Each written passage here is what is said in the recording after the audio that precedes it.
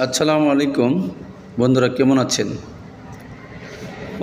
আমি ফেসবুকের গাইডলাইনের কারণে আমি যুদ্ধ নিয়ে কোনো কথা বলতে পারিনি।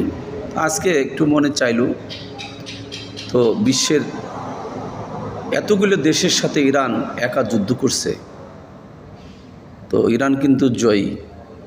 আর কিসের ইসরায়েলের এই আপনার আয়রন ডোম কন, ওই ইরানের ড্যান্সিং মিসাইলের কাছে ইসরায়েল অসহায়।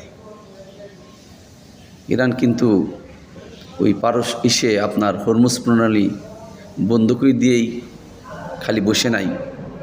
ট্রাম্প একবার যুদ্ধবিরতি একা একাই ঘোষণা করছে, আবার বলছে যে না, যুদ্ধ আপাতত শেষ, একাকেই বলছে।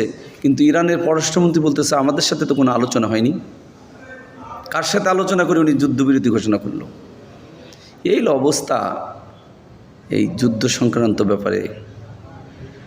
এখন কি হবে জানি না, আমাদের ভাগ্যে কি আছে। আমাদের দেশে কিন্তু প্রভাব পড়ছে, কারণ আমরা তেল পাচ্ছি না, কোনো পাম্পেই তেল পাওয়া যাচ্ছে না, তেল দিচ্ছে না। এই আমাদের এলাকায় মনে করেন রাজবাড়ী জেলার এই পলাশ ফিলিং স্টেশন কন, তারপরে আপনার এদিকে গলন্দর করিম ফিলিং স্টেশন, পলাশ ফিলিং স্টেশন, এই আপনার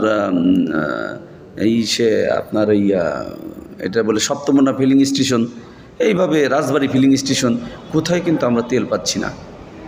তা প্রভাবটা কিন্তু আমাদের উপরে পড়ছে, কিন্তু আমরা এটা চাই না। যেভাবে হোক বিশ্ব নিয়ে তারা আলাপ আলোচনা করে যুদ্ধবিরতি করার জন্য আপনাদের সকলের প্রতি আহ্বান জানাচ্ছি।